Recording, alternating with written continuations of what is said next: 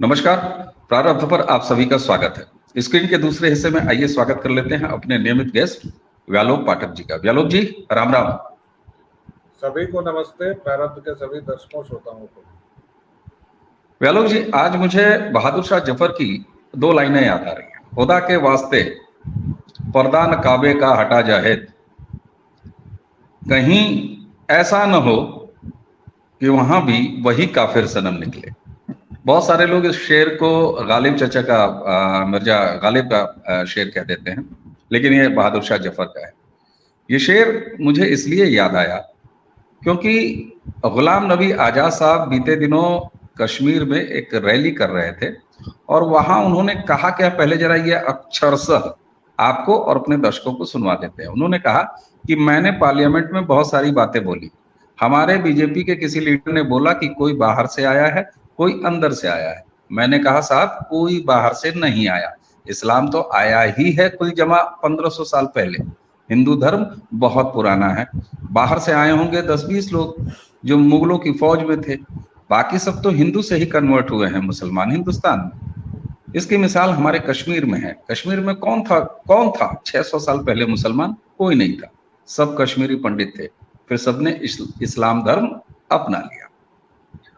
अब गुलाम नबी साहब ने ये जो कहा, और बहादुर शाह जफर की अभी जो मैंने कहा कि काबे का पर्दा मत हटाओ, वहां भी चांसेस हैं कि बाबा मक्केश्वर निकल आ सकते हैं, ऐसा भी हो सकता है। तो साहब, गुलाम अली साहब ये कौन सा पर्दा उठा रहे हैं और किस काबे का उठा रहे हैं और क्यों उठा रहे हैं? ये क्या है? एक एक कर इस पर बात करेंगे, लेकिन ये कोई नई बात नहीं है। और आपने जिस तरह एक शेर कहा, मुझे एक कहानी याद आ रही है। पर्दा नाम था उस कहानी का। हम लोग 10th में या 11th में पढ़ते थे। उस कहानी का सार ये है कि एक मियाँ जी रहते हैं, बाल बीवी बच्चे समेत। 3-4 बच्चे हैं, बीवी है। हकीम साहब हैं, छोटी छोटी पुड़िया बांधते हैं। घर बहुत दिक्कत से चल रहा है।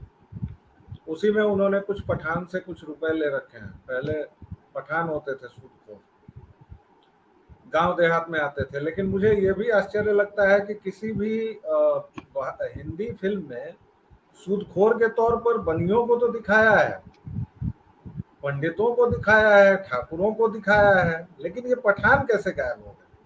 जबकि वही आता था सालों साल वसूली करने। हमने देखा है वो उधर से अखरोट वगैरह लेके आता था, उसी दौरान वो पैसे भी सूद पर लगाते हुए जाता था। खैर, तो ये जो मियाँ साहब हैं, पठान आया वसूली करने को, एक पर्दा लगाया घर के आगे। ये बहुत आजीजी से उसको रोक रहे हैं। घर में कह रहे हैं कि बीवी है, बच्चे हैं, पर्दे के अंदर मत चलो, मत जाओ। और पर्दा भी क्या है, पुरानी साड़ी है, मस्की हुई है, कई जगह से घिसी हुई है। इसी बातचीत के दौरान पठान उसको खींच देता है पर्दे के नीचे, और वह आखिरी वाक्य है। यशपाल या भीष्म साहनी, किसी ने ये कहानी लिखी है, मुझे इतना याद है। कहानी ये है, उस पर्दे के पीछे सारे लोग आदमजात नंगे थे। वह पूरा का पूरा पर्दा जो था वह सारे घर की इज्जत बचा रहा था, क्योंकि घर में पहनने को कपड़े ही नहीं थे। कहने का मतलब ये कि पर्दा हटाने से चीजें तो सामने आएंगी, जो सच है वो तो सामने आएगा। ये भारत जैसा ही महान देश कर सकता है कि एक बिल्कुल सीधी सादी बात को, एक लाइन के स्टेटमेंट को, जिसमें कहीं कोई दिक्कत नहीं है, जिस पर किसी भी तरह का कोई विवाद नहीं है, जो परम सत्य है, एब्सोल्यूट ट्रूथ जिसे कहा जा सकता है, वह बात अगर गुलाम नबी ने कह दी तो कौन सी बड़ी बात कह दी। और इस पर बहस भी हो रही है। और बहस भी कौन लोग कर रहे हैं? जो कह रहे हैं कि हम जानते हैं हम बाबा आदम के थे।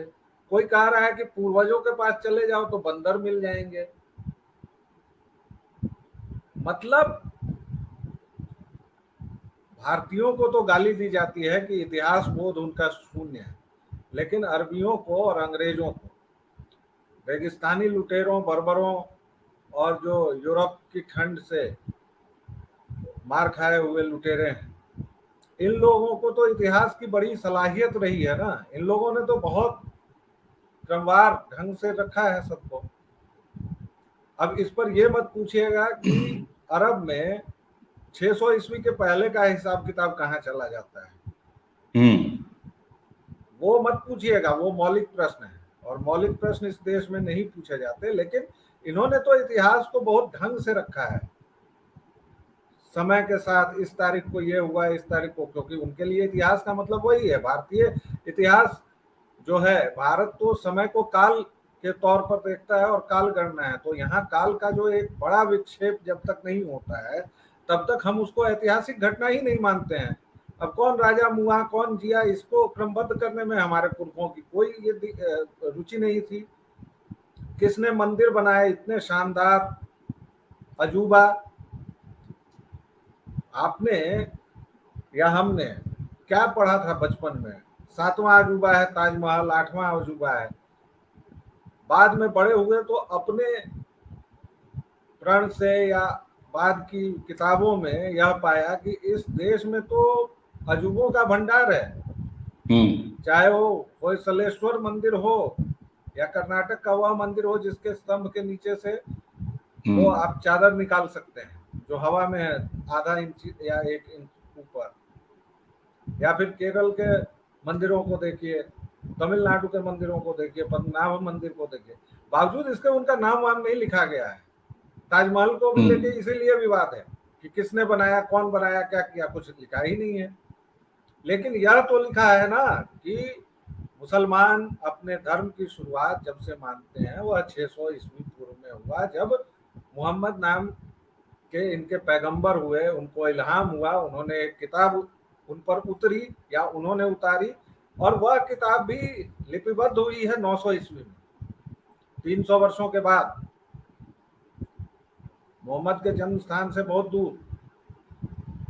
और उसके भी 5 या 6 वर्जन है जो सब कहते हैं कि मैं असली हूँ, और उसके बाद के वर्जन की तो मैं बात ही नहीं करूंगा। लेकिन इतने पर तो कोई बहस नहीं है ना ऐतिहासिक तौर पर कि 600 ईस्वी से आपका मजहब जो हुआ वो संगठित हुआ या जो भी हुआ, तो ठीक तो है। 1500 साल पहले कहाँ भाई, आप हर एक को मुसलमान माने या क्या माने मुझे नहीं पता, लेकिन तुर्क आए यहाँ, शक आए, हूण आए, और भी न जाने कौन कौन आए गए, तो मान लीजिए कि 1192 से भी नहीं तो 1526 से अगर मान लें,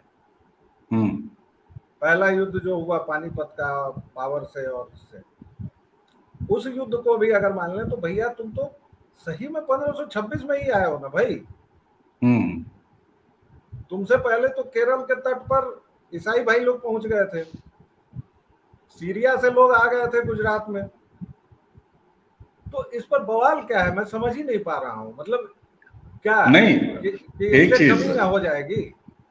नहीं, यहाँ जरा सा देखिए, आप जिसको बवाल कह रहे हैं यहाँ मामला जरा सा अलग है। देखिए यही बात आरएसएस के प्रमुख मोहन भागवत ने कही, एक बार नहीं कही, कई बार वो कह चुके हैं कि इस देश का जो भी आदमी है उसका डीएनए उठा लीजिए, मूलतः वो हिंदू है। बवाल तब मचा था गुलाम नबी आजाद के ये बोलने के बाद। मैं बवाल कम देख रहा हूं, बल्कि मलाल लोगों को ज्यादा है। अरे रे रे रे रे रे, ये क्या हो गया? जैसे वो होता है ना कि किसी के मुंह पे अचानक थप्पड़ मार दिया जाए, और शायद यही थप्पड़ थी कि महबूबा मुफ्ती ये कह बैठी, तंज किया उन्होंने कहा कि मुझे नहीं मालूम कि आजाद साहब कितना पीछे चले गए हैं, उन्हें अपने पूर्वजों के बारे में कितनी जानकारी हो गई है, मगर मैं उन्हें ये सलाह जरूर दूंगी कि अगर वो पीछे जाना चाहते हैं तो ठीक ठाक पीछे चले जाएं। हो सकता है कि कोई बंदर उनको पूर्वजों के रूप में मिल जाए। तो अब देखिए यहाँ बवाल नहीं है, यहाँ वो मलाल है, और शायद यहीं आके वो डर जो मैंने बहादुर शाह जफर का वो शेर सुनाया, ये खुदा के वास्ते पर्दा, और यहाँ पर्दा तो हटाने की बात छोड़ दीजिए, यहाँ तो जो वो मानसिकता थी कि कागज नहीं दिखाएंगे। तो मैंने कल ट्विटर पर देखा कि किसी यूजर ने गुलाम नबी को ये भी लिख दिया कि लग रहा है कि हजरत का कागज मिल गया और उनको अपने पूर्वजों का पता लग गया है। यहां संभवतः ये पर्दा तो हटाइए, वजूद पर, अस्तित्व पर और जिस अलग धर्म, अलग मजहब के झंडे को ये बिल्कुल अलग दिखाना चाहते हैं, पोशाकें चेंज कर लेते हैं, जबरदस्ती का कटोरा सर पर घूम के देखते हैं, जो कि हम लोगों के देखते देखते 20-30 सालों में हुआ है भारत में। इतना नहीं था पहले। पहले स्त्रियां अगर गांव में चले जाइए तो कौन मुसलमान है कौन हिंदू की स्त्री है पता ही नहीं चलता था, बहुत गौर से जब तक न देखी। लेकिन आज बड़ा वो फर्क साफ दिखाई देता है। तो कहीं ऐसा तो नहीं कि पर्दा हटाने वाली तर्ज पर गुलाम नबी आजाद साहब तो सीधे पाजामा ही फाड़ के बाहर कर दे रहे हैं। तो इस बार बवाल नहीं, गुलाम नबी के बोलने पर मलाल ज्यादा दिख रहा है। ये जो मलाल है वही आगे चलकर बवाल में बदलता है, आप इस बात को समझिए। मलाल अच्छा। क्या है? एक हिस्टोरिकल फैक्ट है, उसको आपको बता दिया गया। अव्वल तो इस पर चर्चा नहीं होनी चाहिए थी कि इस्लाम कब आया और नहीं आया, क्योंकि जब आया सबको पता है। इस्लाम क्या है उस पर चर्चा होनी चाहिए, क्यों हुआ उस पर चर्चा होनी चाहिए, और 56-57 देशों में उपद्रव क्यों मचाया हुआ है इस्लाम ने, इस पर चर्चा होनी चाहिए। बाकी सब आउट ऑफ सिलेबस है क्वेश्चन। एनीवे, अगर मान लीजिए आपके ही कौम में से, आपके ही समुदाय में से कुछ लोगों को अब सद्बुद्धि आ रही है, विवेक जाग रहा है, तो वो तो स्वागत योग्य बात है ना। इसमें झगड़ा किस बात का है? अच्छा, ऐसा झगड़ा है क्या कि मजहब अगर सबसे नया साबित हो गया तो ये नहीं कह पाएंगे कि भाई सब कुछ हमारा है, सारी दुनिया को एक रंगा कर दो? या आपको अपने खुदा पर ही इतना यकीन नहीं है कि मेरा खुदा तेरे खुदा से नया है या पुराना है? इस पर झगड़ने की क्या बात है? आप मुझे कह दो कि सनातन धर्म 500 साल पहले आया, मैं कहूंगा ठीक है, आप मानते हो मान लो भाई। आप झगड़े की बात कर रहे हैं, लाइए मैं थोड़ा सा झगड़ा करूं। अरे मैं फिर कह रहा हूं झगड़ा है कहां, इस बार तो अजब माहौल दिख रहा है। आप देखिए गुलाम नबी आजाद साहब की बात से मलाल जिनको हो उनको हो, लेकिन यहां तो बजरंग दल और बीएचपी ये स्वागत कर रहे हैं। बजरंग दल कह रहा है कि बिल्कुल सार्थक और सही बात कही है इन्होंने, गुलाम नबी आजाद ने। स्वागत बीएचपी स्वागत विश्व हिंदू परिषद कह रहा है कि उन्होंने यथार्थ को स्वीकारा है और स्वागत योग्य है। तो आप झगड़े की बात कर रहा है, मैं तो यहाँ दूसरे मोहल्ले से फूल देख रहा हूँ गुलाम नबी आजाद के मैं लिए। इस बात पर कह रहा हूं कि ये बहुत लेट से ये सब बातें हो रही हैं। ये हाँ। तो बहुत पहले से भाई स्वागत योग्य क्या, हम तो गले लगाने को तैयार बैठे हैं भाई। आप ही ने ये फिरका परस्ती की है ना, 47 में आप ही ने बांटा ना। हमने हम्म। तो नहीं कहा कि ये हिंदू राष्ट्र है चले जाओ। हम्म। जो चीज है उसको कहने की कोई जरूरत होती है क्या? सूर्य रोशनी देता है, इसको कितने लोग अपने अपने घर से निकल के रोज कहते हैं? भाई वो देता है, वो जान रहा है। या सूरज ने कभी मतलब लाउड स्पीकर पर चिल्ला के कहा हो कि देखो देखो मैं रोशनी देता हूं, मैं नहीं आऊंगा तो आइस एज आ जाएगा, फलाना ढिमाका? उसको नहीं जरूरत है। मैं सनातनी हूं, मैं व्यालोक हूं, मैं क्यों जाके चिल्लाऊंगा अपने मोहल्ले में कि मैं व्यालोक हूं, मैं व्यालोक हूं? अरे जो मुझे जानता है वो जानता है, जो नहीं जानता है वो नहीं जानता है। बात एक है जो मैं और आप लगातार इस मंच से कहते भी रहे हैं, मैं अलग अलग मंचों से 15-20 साल से, कि मुसलमानों के अंदर आत्ममंथन होना चाहिए। जो आत्मगौरव का भाव वियतनामियों के पास थोड़ा बहुत बचा हुआ है, इंडोनेशिया में बचा हुआ है, कि उनके एम्बेसी में माँ सरस्वती की प्रतिमा होती है। बिल्कुल। जो भाव हर एक उस देश में उसकी संस्कृति से जुड़े लोगों को है, जो संस्कृति वहां पहले से मौजूद थी, तो यह डेली इनको करना चाहिए। और कौन ये कहता है भाई? एक तरफ आपको जब अपने बाबर की बड़ाई करनी होती है तो आप कहते हैं कि हम केवल 56 घोड़े के साथ आए और सारे हिंदुस्तान पर हमारे पूर्वज महान बाबर ने, दादा जान ने कब्जा कर लिया। ठीक, तो 56 घुड़सवार में मान लीजिए कि 25-30 इधर उधर हलाक भी हो गए होंगे ना। एक समय औरंगजेब के पोते पोतियों परपोतों वगैरह की संख्या मिला के जब डीएनए चेक किया गया तो पाया गया कि दुनिया का 0.05%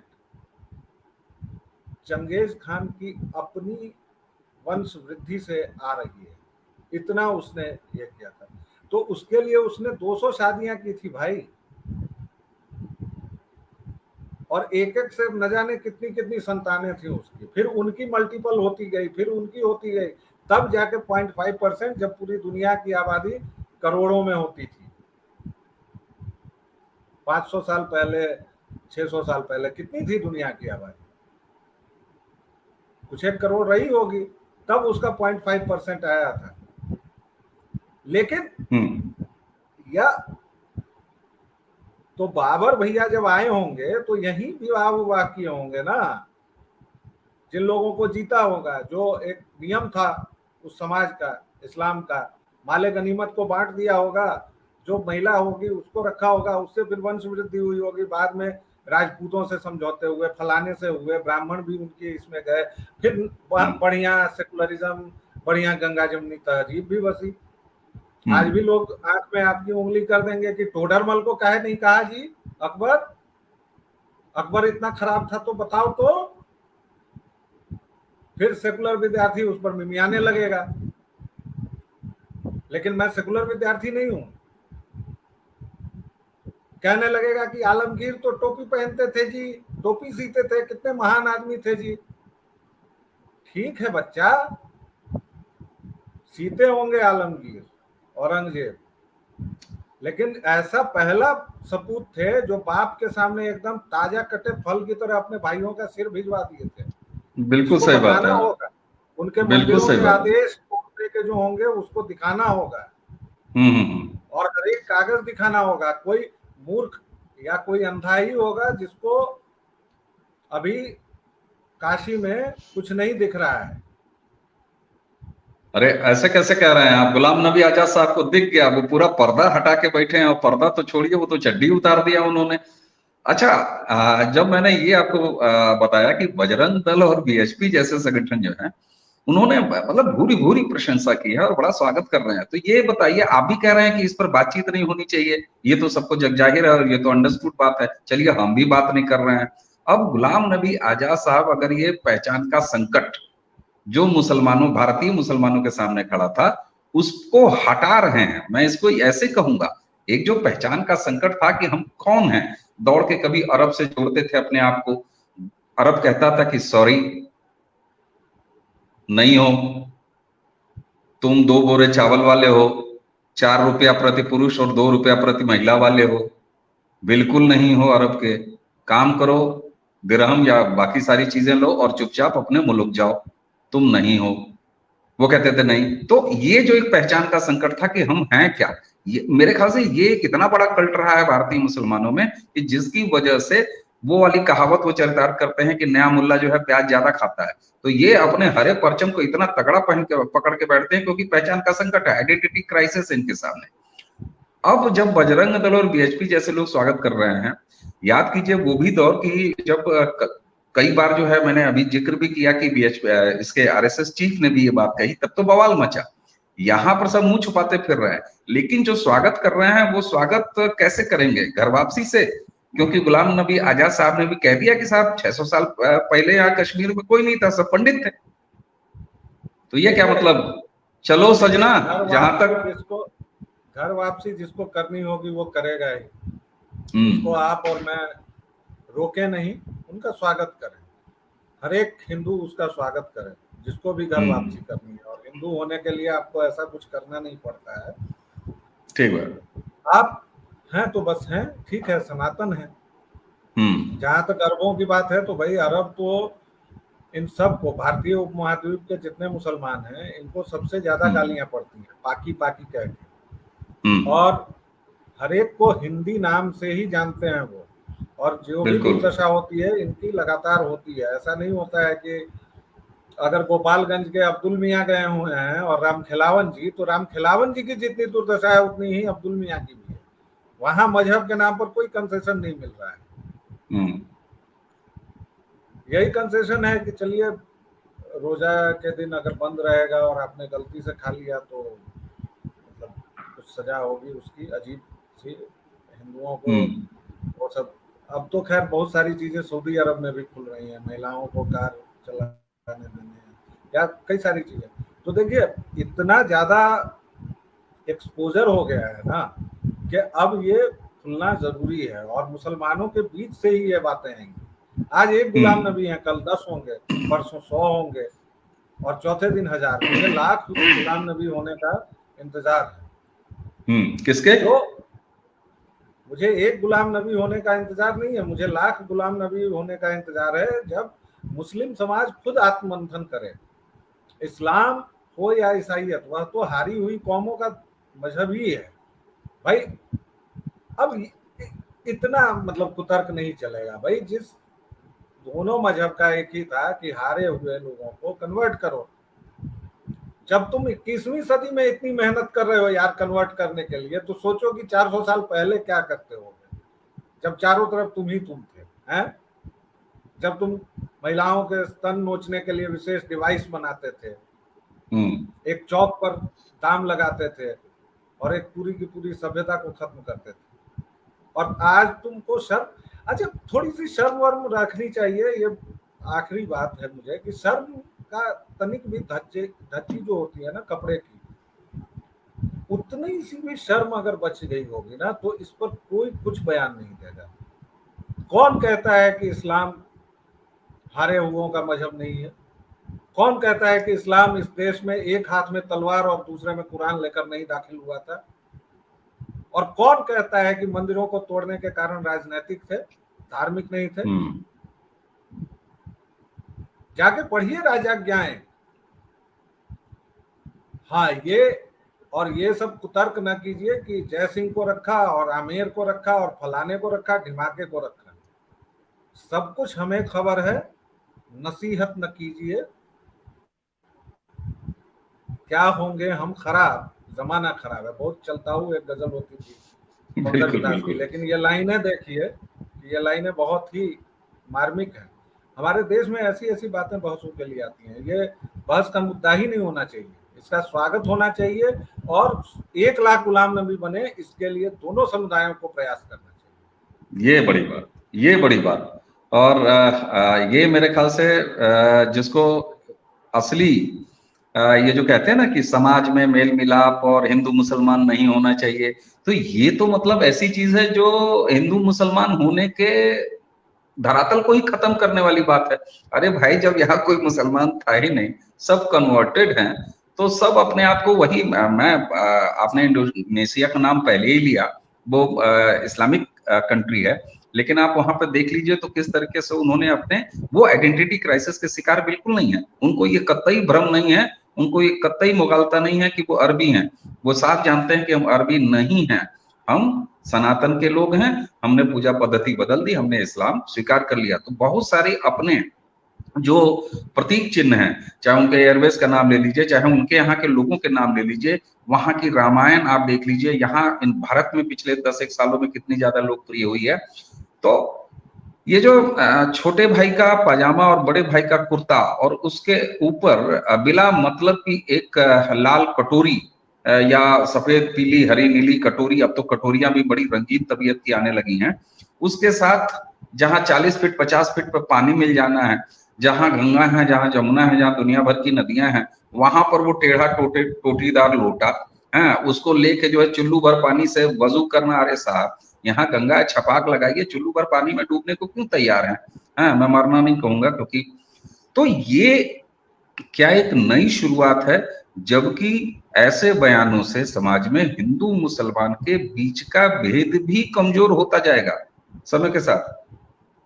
देखिए, एक होती है सलाहियत, एक होता है सच, एक होता है सच को जानने का साहस, और तीसरा होता है सच को कहने का साहस। इन सब के इतर ठेठ बिहारी में एक शब्द है, वो है थेथराई, दल थेथराई। तो ये जितने लोग इस पर कोई भी इतर बयान दे रहे हैं, वो गल थेथराई कर रहे हैं, आंखों से देखे हुए सच को नकार रहे हैं, मक्खी को निगल रहे हैं, और जबरन हर एक बात पर विवाद करना है तो इस बात पर भी कर। गुलाम नबी को क्यों भाई, इस देश के मौलवियों को बोलना चाहिए। और मौलवी अपना सच नहीं जानते हैं क्या?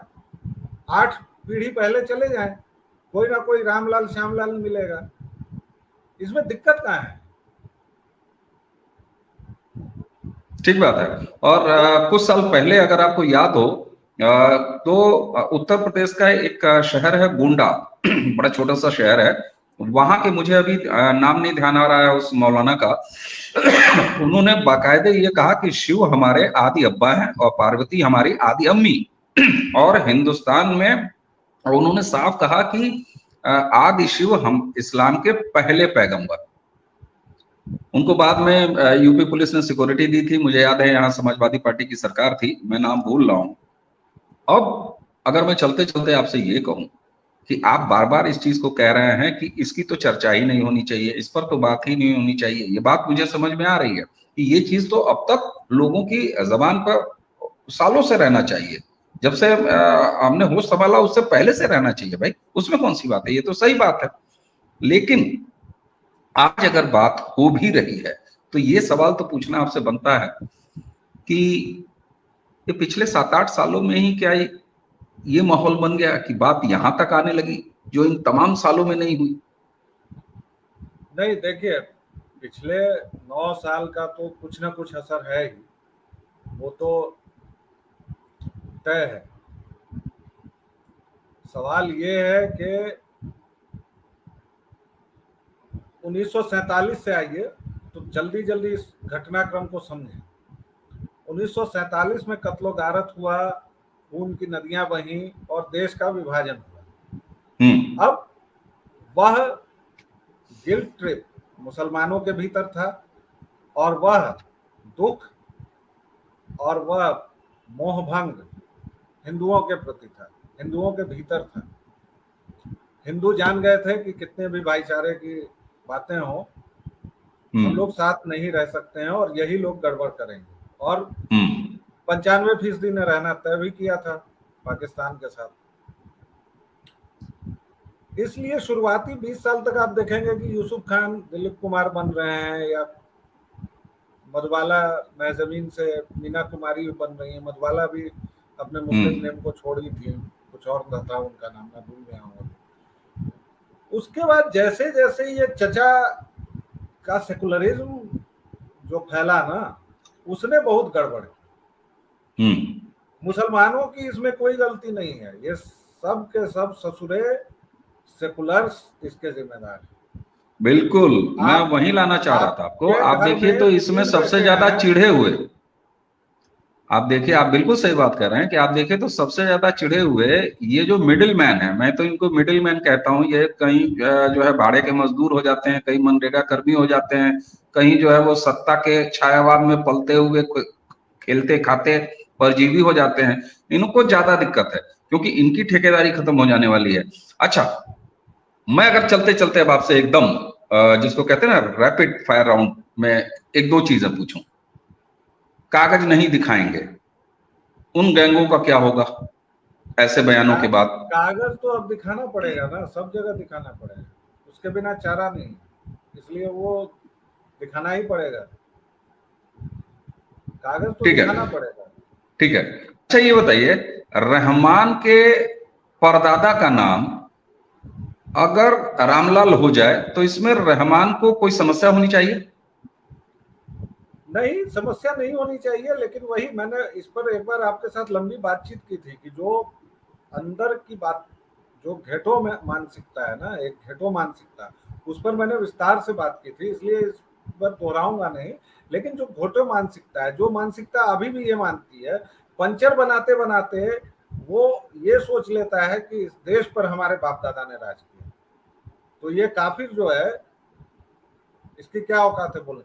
वो विष बीज निकालना पड़ेगा कि आप अब ना तो कोई बादशाह है ना कोई रियाया है, आप इस देश के एक नागरिक हैं। तो पहले तो उन्हें उम्मत से थोड़ा सा अलग करके देश समझाना होगा, फिर देश के बाद आएगा कि देश के हित क्या होते हैं और समाज का हित क्या होता है, वो समझाना पड़ेगा। क्योंकि आप अगर डील कर रहे हैं इस्लाम के साथ, तो वो पिछले 70 वर्ष से 200-250 साल उन्होंने आप पर राज किया, बाकी समय अंग्रेजों के सबऑर्डिनेशन में रहे, तो वो मतलब एक लड़ाई इसकी भी थी कि अंग्रेज जब जाएंगे तो हमें सत्ता दे के जाएं, उसकी भी कोशिश हुई। पाकिस्तान उसी का नतीजा है, उसी सोच का नतीजा है। तो इस सोच को खत्म करने के लिए लाखों गुलाम नबियों की जरूरत है। इसको खत्म करने के लिए मुस्लिम समाज के अंदर से आत्ममंथन की जरूरत है। एक्स मुस्लिम्स की राय को सुना और पढ़ा जाना चाहिए। और मैं ये कहता हूं बहुत दावे के साथ कि गीता पढ़ाओ या ना पढ़ाओ, कुरान हर एक स्कूल में जरूर पढ़ानी चाहिए। बहुत बड़ी बात। और आपने जो एक बात कही ना कि ये सिलसिला शुरू हुआ है, और आपकी बात देखिए कितनी सकारात्मक है। जब आप ये कहते हैं कि मैं एक गुलाम नबी आजाद की प्रतीक्षा नहीं कर रहा था, मैं 1 लाख या लाखों गुलाम अलियों की प्रतीक्षा होनी चाहिए, गुलाम नबी आजाद की। ये सकारात्मक बात है। और मुझे ये नहीं समझ में आता कि सबसे ज्यादा चीत्कार, सबसे ज्यादा जो है बुक्का फाड़ के वो ही पाखंडी शुद्धतावादी वो एजेंट क्यों रो रहे हैं। तो कहीं हो सकता है कि उनकी दुकानदारी पे इस चीज का फर्क आए। और एजेंट तो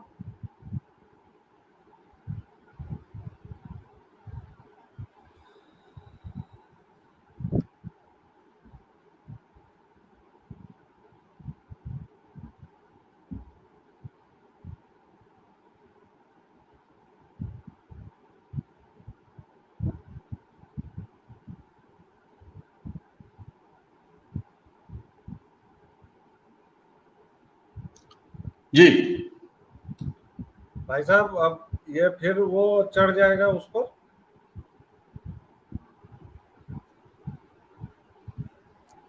तो ये एक साफ साफ दिखाई दे रहा है कि अब सोचना शुरू हो गया है। और सोचने के साथ भाई सोचा तो बहुत पहले से जा रहा होगा, लेकिन अब जबान पे आ रही है बात, और अब ठीक ठाक लोगों की जबान से आ रही है। और मजे की बात ये कि एक मोहल्ले में बुक्का फरवाई हो रही है, तो यहाँ बजरंग दल और बीएचपी जैसे सो कॉल्ड कथित रूप से बदनाम संगठन वो जो है वो मोहब्बत की दुकान सजाए बैठे हैं। हालांकि राहुल गांधी की मोहब्बत की दुकान का क्या होगा ऐसे मामलों के बीच, क्योंकि जिन्होंने वोट बैंक बनाया भारत के मुसलमानों को, अगर उनके अंदर ये सोच आ गई, तो आप सोचिए कि जब आइडेंटिटी क्राइसिस खत्म हो जाएगा, हम हिंदू थे, हिंदू से कन्वर्ट हुए हैं, ये भावना उनके अंदर आ जाएगी, तो फिर भारतीय जनता पार्टी या एनडीए से उनकी नजदीकी बढ़ने में कितना समय लगेगा। तो ये बहुत सारी चीजें हैं इस पर। मुझे लगता है कि इस पर और भी हम आगे बात करेंगे, तब जाके पूरा मामला समझ में आएगा। आज तो केवल हमने पोस्टर रिलीज किया है, और कि काबे का पर्दा जो है वो वाहिद उठा रहा है। और एक वाहिद नहीं, अब तमाम वाहिद आएंगे, और व्यालोक जी तो कहते हैं कि लाखों वाहिदों का इंतजार है।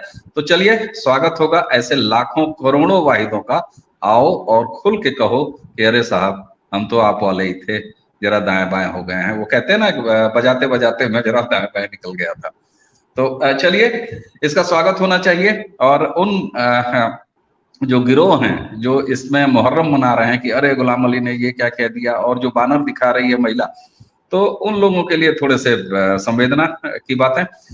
व्यालोक जी, आपने हमें समय दिया, और ऐसे महत्वपूर्ण बिंदु पर और विषय पर आपसे बात करना, कई बार ऐसा लगता है कि वीडियो को कब रोका जाए और क्यों रोका जाए। बहरहाल रोकना तो पड़ेगा ही। तो आइए दर्शकों, व्यालोक जी को आज के समय देने के लिए धन्यवाद देते हुए आप सभी को नमस्कार, प्रणाम।